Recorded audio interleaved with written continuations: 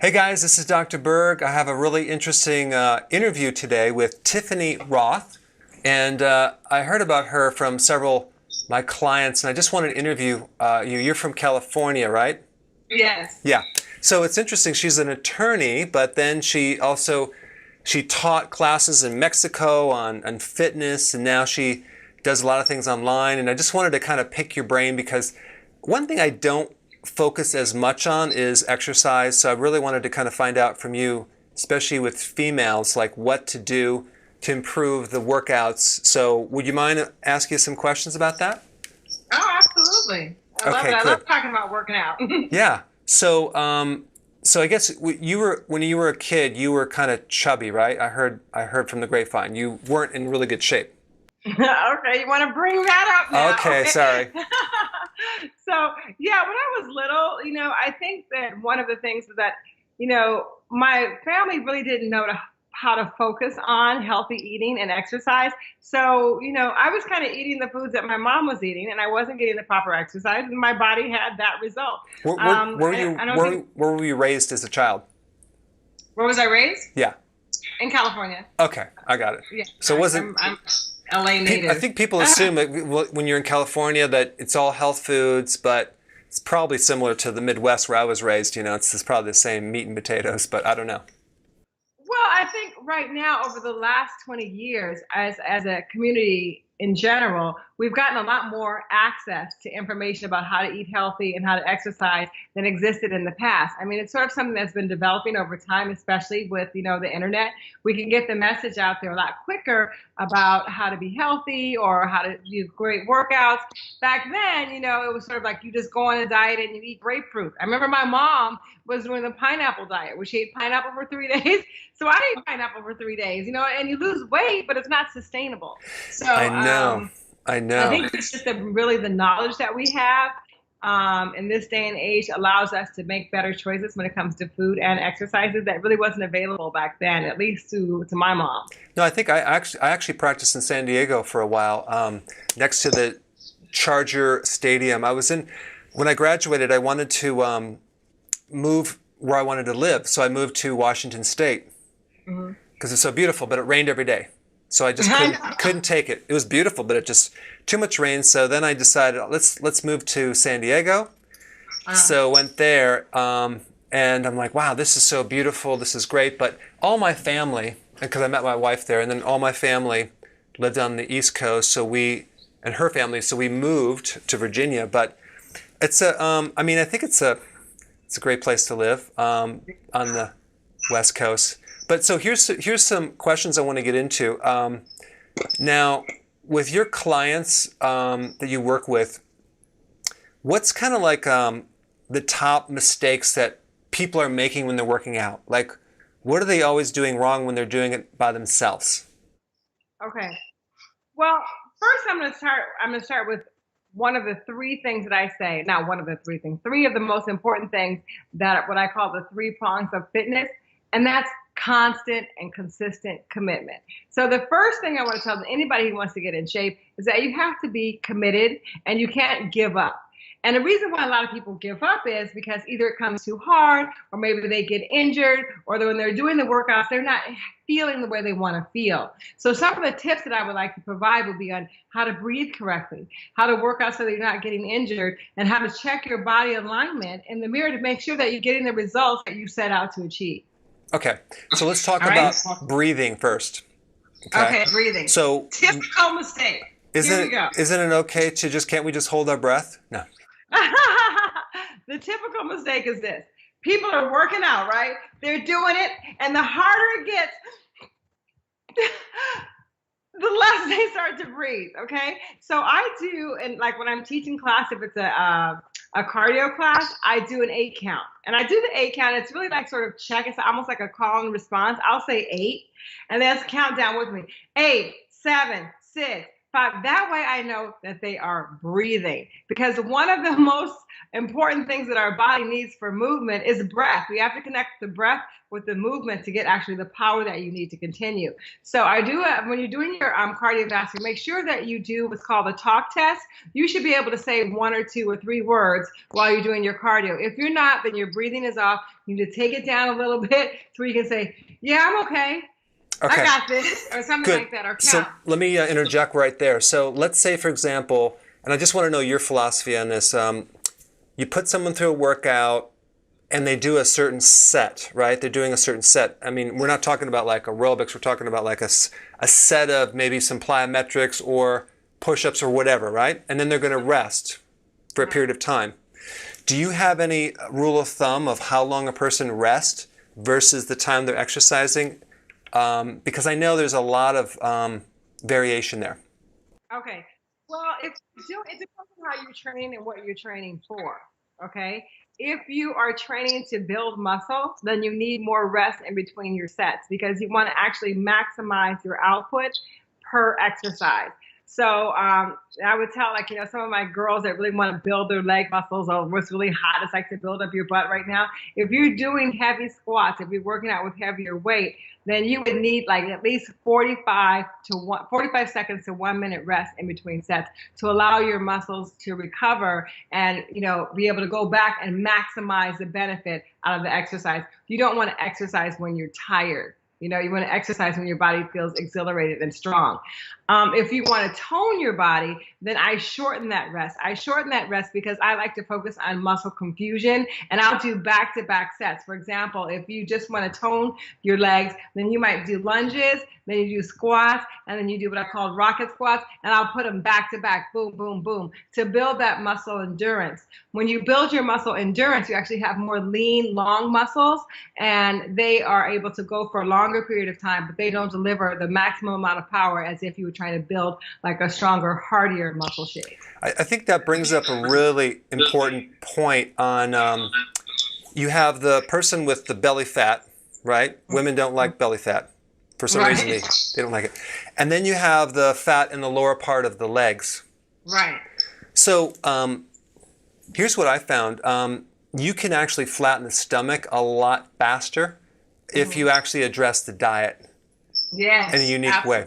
And I'm going to give you a couple tips on that for your viewers too, if you want to share this. But the lower extremity, the legs, you're not going to get the fat off the legs unless you use exercise, because a lot of these women, especially, you probably work with menopausal women, the ratio of fat to muscle is like way off. Like they lost so much muscle tone, and you have them try to do a squat and they just they just can't do it. So you have to build up that muscle, and that could take literally a few years of workouts. So as you lose the muscle, as you gain the muscle, you may not lose weight because it's heavier, of course, but also there's going to be probably weeks that you're going to plateau, and then you're going to have to just realize it's going to take some time because you're healing the body. So, and I don't know if you saw this on my website, but my whole philosophy is get healthy, then lose weight, versus trying to lose weight to get healthy. It's a simple thing, but it's like really powerful. Yeah, I really am intrigued by your whole philosophy, and I think that it's really vital for people to understand how your gut health and your nutritional intake is so important in getting the results that you want. And I love how you focus on the different body types. That to me is wonderful, because if you have someone that really has skinny legs, they could care less about doing the legs. They really just want to work on their bellies. It would take a very, very, very long time before they were able to work out and get rid of all that by just doing exercise alone. You have to change your diet. And your philosophy on food is something that I really want to align with, because I think that it's powerful and it creates awesome results. So what are some of the tips that you give, even to some of my followers, that could help them get a healthy gut and see better and quicker results in the abdominal area?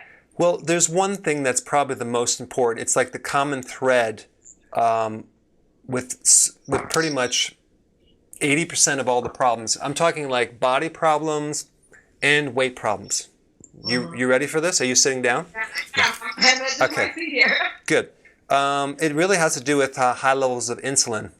But here's the thing: insulin has a lot of different functions, but insulin has two really, really important functions that people need to realize. Number one, it's the hormone that converts everything to fat. It's a fat-making hormone, number one. Number two, it prevents the loss of fat. So let's say you're eating good and you're exercising 6 hours a day, whatever. Like I had one patient who was working out 6 hours a day, but they weren't losing anything, right? Or they have a stuck metabolism. It's like totally frozen. They can't get below that set point. It's high levels of insulin. But when you go to the doctor, they check the glucose. They don't check the insulin. Whoops. If they did, they would find the insulin is going to be too high. And what people realize is what they don't realize is how to lower insulin.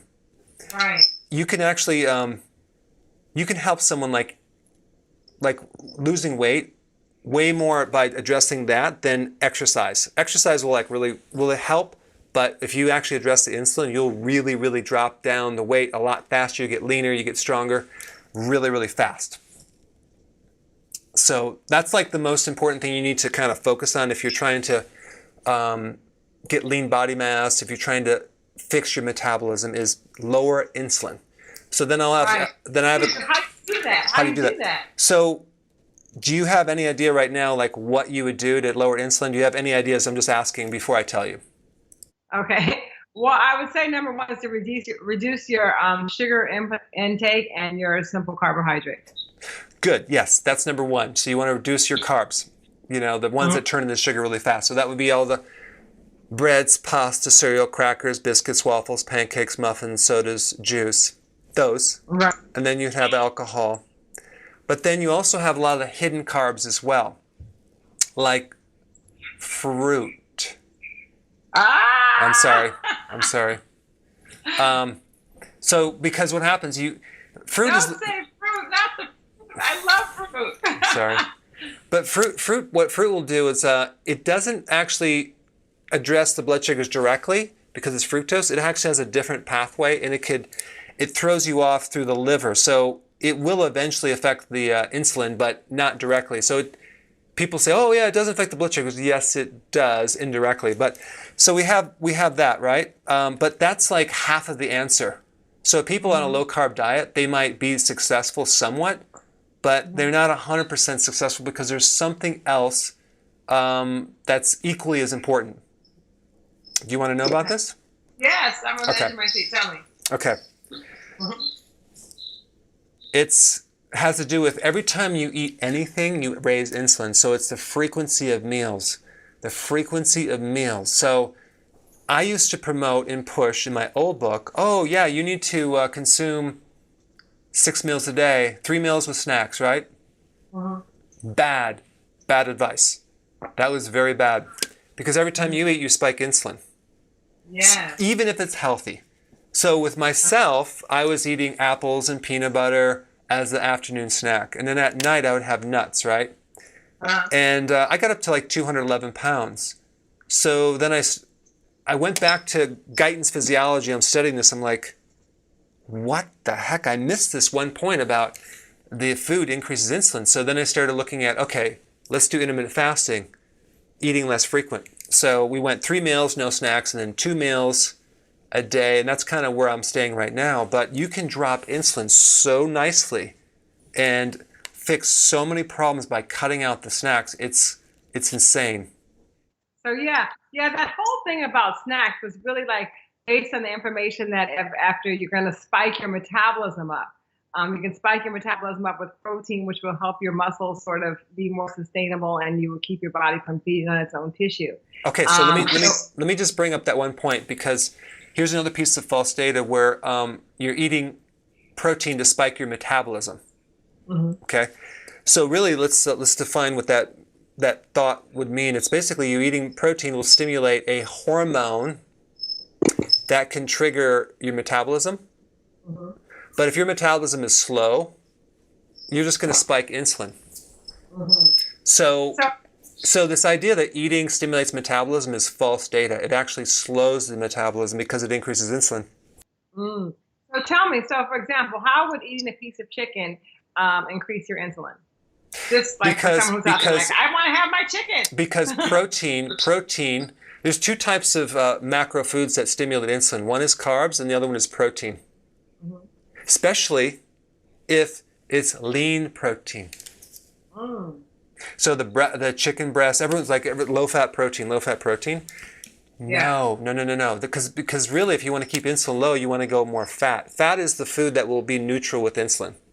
Can you explain why? Yeah, because our bodies, one of the functions is insulin actually helps you build muscle. Uh-huh. So when you eat an amino acid from protein, your body will increase insulin to try to put that to muscle. So, we need protein for sure, and you want to keep eating protein, but you don't want to do excessive amounts of protein. Like a lot of bodybuilders and stuff, they have tons of protein, because that's going to make you, eventually you're going to actually stimulate some insulin. You're going to get tired after you eat. You're going to want to take a nap.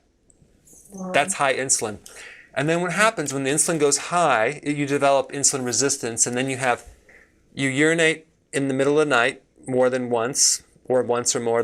You shouldn't do that. You get tired after you eat. That's really interesting. I'm going to have to interrupt you there. I know someone who has that problem with frequent urination. And this is something that's really going to help her and probably a lot of other women out there that, it's the insulin. That's interesting. I've never heard of that before. It's fascinating. Insulin, you have vision problems. Your vision starts going. Uh-huh. Brain fog. Uh-huh. Lack of focus. Yes. Irritability. Low tolerance to stress. Mm-hmm. This is all a blood sugar problem. So what are you recommending though? You're saying 2 meals a day? Well, no. I have a little mini course that I put everyone through first. It's a free little course online at my website. You basically, there's like 4 videos. Get the basics to learn how to do this, but you start with 3 meals, no snacks. Okay. And the problem is some people can't go from one meal to the next because they're so hungry, so you add more fat to the meal. Okay. And then what happens is that it's slow burning. It's more slow burning, right? Well, it just buffers the insulin spike. Okay. Uh-huh. So then it's more satisfying versus the low-fat protein. So then what happens? You do that for a while until your body starts adapting, and then it's starting adapting to burning on fat. So you're actually burning fat at this point. When you burn fat, it's a much cleaner fuel. You have more energy. You'll have less blood sugar issues. Then in the morning when you wake up, you're not going to be hungry. So then you start pushing your breakfast further and further towards the lunch until eventually you don't have any more breakfast. That's how you do it. You do it gradually so it's comfortable. So you're recommending lunch and dinner then, no breakfast. You're going to go against all of what society has been saying about the breakfast is the most healthy and important meal of the day, and you're going to say no to that. Hey, listen, I was the guy who wrote the book on eating breakfast. I have videos on YouTube right now that I probably should delete that keep pushing. You guys need to have your breakfast. Do you know why I told people that? Why? Because I had such a blood sugar when I was a kid, and also all through teenage years into early, like when I was 20s, and then all of a sudden I started going, wow, I started eating protein for breakfast, and I felt so good that I said, this is it. This is what everyone needs to do. But the reason I felt good is because I spiked insulin because I had low blood sugar, so I raised the blood sugar. I felt better, but I didn't think what's really underneath it. I was just kind of like going off a feeling. It's kind of like, hey, I feel good when I drink alcohol, so alcohol is good for me. I'm like, so the point is that you just really understand what's happening. If you have a blood sugar, which most people have a blood sugar problem, you don't want to do the frequent meal thing. It's a real bad idea. So there's a way to adapt your body to running on fat fuel, which very few people know about, and they don't know how to do it correctly. But when you run your body on fat fuel, your metabolism is going to be like a machine. You're going to feel really good. Your skin's going to look good. It's anti-aging. There's so many benefits to your joints, stiffness. I'm 52. I feel like I'm 20. When I was in my 20s, I felt like I was 50. Right. Okay, so I want to just actually kind of bring this back around because what you're saying is really informative, and I think it'll help a lot of my members. And actually, I'm going to look into this whole thing because I do advise my clients to eat their frequent meals, healthy meals throughout the day, so that they don't get hungry and go binge on foods that they shouldn't be eating. Okay, so I think it's really good. Maybe they could, try your program to see how to transition away from those insulin spikes into something that might make them feel better and a lot less sluggish. But I do have to point out that even if you eat really well, it's not going to keep that butt from sagging and the tummy from not being toned. You got to always mix it up with the workout, because what the workout does is it works the muscle itself. It actually gives you the vitality and the energy that you need in order to enjoy this healthy body that you have internally, right? Externally, you can do more stuff, you're more agile, you have more energy, and when you have more muscle tone, that increases your metabolism as well, right? Don't you agree with that? Yeah, it does. You need exercise for sure, and actually exercise builds the muscle, which then will increase your calories burned. Okay, you'll burn more calories, right? But let me just talk about that for a second, because that's another confusion. People say, I'm going to build up my muscle so I can have a better metabolism. I go, okay, so you're going to burn more calories, but what calories are you burning? And they'll go, well, all calories. I'm like, no, you're going to either burn sugar calories or fat calories. Do you want to burn fat calories and not just the stored sugar? Then you're going to have to lower your carbohydrates, because if you're doing the whole carbo thing and the fruit thing, you're burning up calories, but you're only burning up stored sugar calories. Now, check this out. So sugar calories I'm talking about stored sugar as glycogen in the muscle and the liver. When you store glycogen, you hold a tremendous amount of water, because one glycogen holds 2 molecules of water. So it's like a sponge of water, right? So when you cut the carbs down, you're going to dump a lot of fluid out of the system. You'll lose weight, water weight, and you're like, wow, I lost all this weight, right? And then you eat the carbs back and you gain the weight back. And then you do the exercise. So exercise will dump the water because you're burning up the glycogen. You dump this water and you start going up and down, up and down. You're like, why can't I actually just get all this weight off? Well, because you're running your body on sugar.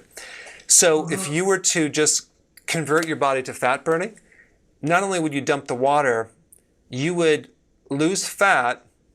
And then here's the point that I really wanted to tell you about. You're into muscle physiology. You're into building more lean muscle because that's important. But when you have high insulin and high insulin resistance, which makes insulin not work, you can no longer build muscles. That's why the diabetics are flabby and they can't get toned even if they work out, because it takes healthy insulin to absorb the protein. Insulin controls protein. So in other words, by doing this program I'm talking about, you can actually fix the muscle, help the absorption, burn more fat, get rid of the fluid retention. It's just an overall really dynamic thing to do. So it sounds amazing. Okay. Now I have one question. With all the fruits and vegetables and the nutrients in there, the high fiber and the minerals and the vitamins, how do you suggest that people get those same nutrients? Like, for example, like from the berries and like the vitamin C and all of those things that nature has provided for us to actually nurture our bodies on a micro level? Great question. I would get them from the vegetables. And I recommend consuming about 7 to 10 cups of vegetables a day, because you need a lot of potassium. And like people, like I actually went to the restaurant I think about a month ago, and they brought me the salad. It was 1 cup of salad. I'm like, I need a bowl. So my salads are huge. So what you want to do is you want to get your nutrients from salad or vegetables. But if you're trying to do this thing I'm talking about, which I didn't even get into yet, I just kind of scratched the surface. Right. You don't want to do too much fruit. I mean, you can do like maybe 1 cup of berries a day, but you start adding more fruit, and then so we add this sugar into it. So because the main problem of an average person is too much insulin, we want to heal the sugar problem that we have. Now, if you've never actually abused sugar and you don't have a weight problem, you could probably get away with it. But for most of us out there that abuse sugar, Right. It's just it's too much sugar for our system to do fruit. And plus, the way they grow the fruits nowadays, and even the apples, they spike them, they make them very, very, very sweet, high levels of sugar. One apple nowadays is 19 grams of actual sugar. That's not carbohydrates, that's sugar. So you're like eating a candy bar. Wow. Wow. So yes, that's really interesting because I think that it's a good distinction to point out that you need to sort of almost detox your body from the sugar dependency and the insulin spikes in order to get some of the benefits of the fat burning, as you say. In other words, you want to sort of reduce that glycogen storage so that your body's not always going there for fuel, but instead to where your fat is stored. Was that what you're saying? Yes, you know, think about it. How much stored sugar you have? You have about a couple days worth of stored sugar at 1,700 calories. But you have about 77,000 stored calories of fat on a non-fat person. So it's a lot more if you're fat, right? So our bodies were designed to run on fat fuel as the primary fuel, not sugar. It's only in the last, couple hundred years that not a couple hundred years, but basically it's only recently that we've been focusing on so much sugar metabolism and not fat burning. But when you start switching over and converting your body to running on fat fuel, you will never go back because your cognitive function is going to be better, your memory, your metabolism, your whole mood will change. Your emotional state will change. You'll feel better. And so because the brain gets its energy from either the blood, because it can't store sugar, so it gets its sugar from the blood, which if it's too high or low, it's going to be a problem.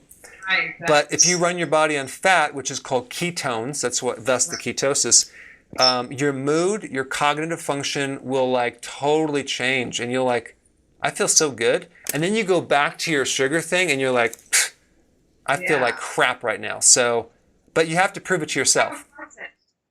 For some of my viewers out there who are listening to this and they're very intrigued as I am, how long does it take? Because that's a question I always get with fitness. How long does it take before I'm going to get results? How long does it take before I can see an actual difference? How long will it take before they can actually feel a difference from these little adjustments that you're suggesting? Well, it depends on what kind of problem you have. Like, for example, if you have weight problems, you'll probably dump the fluid out and you'll lose like 5 to 10 pounds in the first week or two. So that you'll be like, wow, that's dramatic. But as far as energy goes, it could take anywhere between 3 days to a week to up to 6 weeks to fully adapt to fat burning. And if the worse the blood sugar problem you are, the more diabetic you are, the more pre-diabetic you are, the longer the transition period is. But I have a lot of videos on how to make it smooth and easy. But you're going to notice some real nice changes within 3 weeks. But if you do this, 3 days.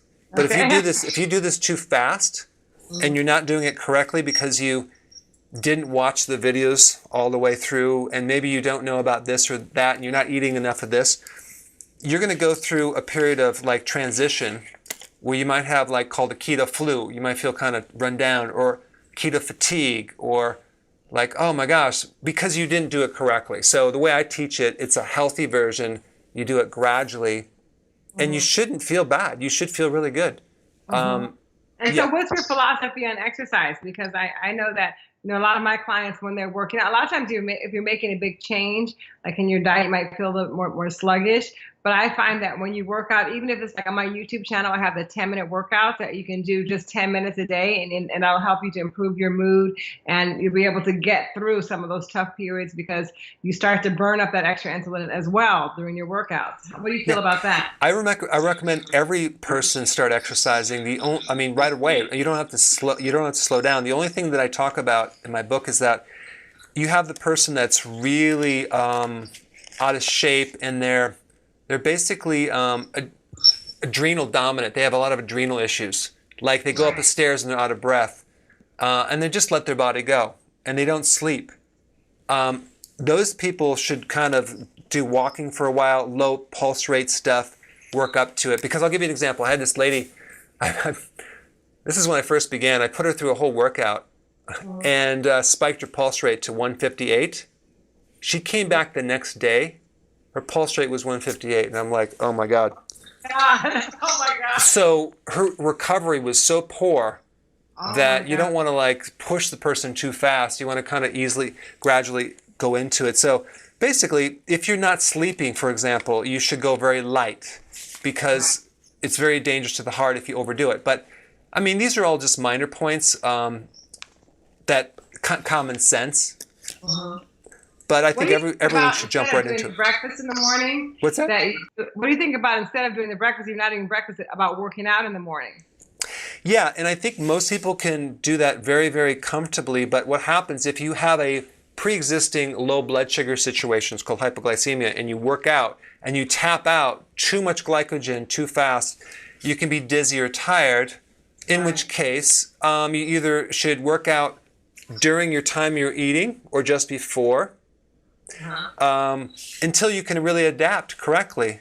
But I do want to mention one last piece of data because I know people, I kind of like to keep it to 30 minutes because, but I want to add one little thing in here. This is something that kind of is a brain strain for people. Because they're like, oh, what do I eat during the workout? What kind of pre-workout snack do I eat, right? I need that protein. That's like a common knowledge, right? We need to eat or drink something, some sugar water or whatever. Well, check this out. If you consume, like, let's say a little juice or a little sugar or a protein bar with sugar like most people do, or what's going to happen, you're going to basically knock yourself out of fat burning for about 48 hours. Whoa, really? Yeah, because it's going to take now another couple days before you get back into ketosis. So you don't want to do a sugary type of energy drink when you're working out or a Gatorade thing. And then even protein, even the protein stuff, you'd be much better off waiting to the meal because when you're fasting between meals, you're stimulating growth hormone. Growth hormone is the main fat-burning hormone. It actually preserves your muscles, and it actually will, in a female, doing intermittent fasting, you can spike growth hormone by 1,300%. In a male body, by 2,000% by doing intermittent fasting. So it's like the anti-aging activity on steroids. It's a great thing to do. So with intermittent fasting, just to be clear, how long should you go between meals? You should start at 3 meals a day. Okay, keep it whenever you eat. Slowly push your breakfast to a lunch, and I have a video on this, by the way.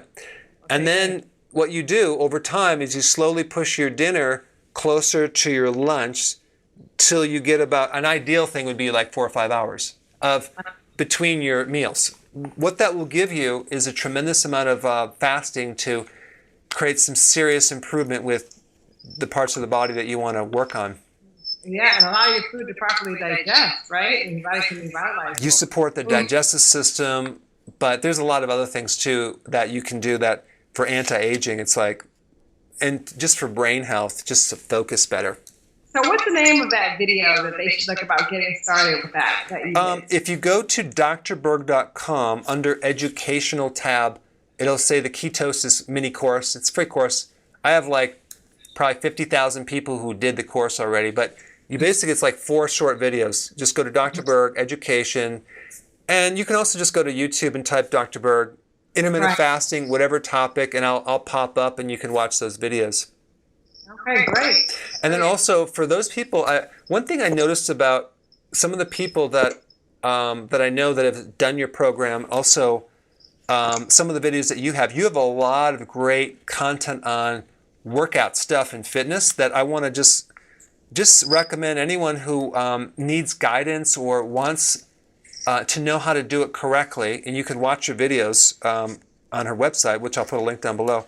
You have also like an online program that people can, it's very affordable, that you basically go through a lot of great techniques, workouts, and it's almost like you're not, it's like you have a personal trainer, but now it's like you actually have everything like one-on-one in this portal that you can go into. So I'm going to recommend people check it out. I'll put your link down below, and I think it's pretty cool. And also, I think on your YouTube channel, you have a ton of workouts. So you guys can check it out. I'm going to take some of your advice in because, on the Tiffany Ross Fit Club, I really enjoy doing different workouts, but I mean, this has been so informative for me because what you said about insulin is absolutely like mind blowing. I'm gonna look into it, look into some of your food plans and things like that, and maybe adapt some of them for the Tiffany Rothe Fit Club members so they can get better results. Because I think what you're saying is really resonating with me, and I think that it'll help a lot of people. And combined with the workout, which it helps your mood and the way that you look, so win-win, right?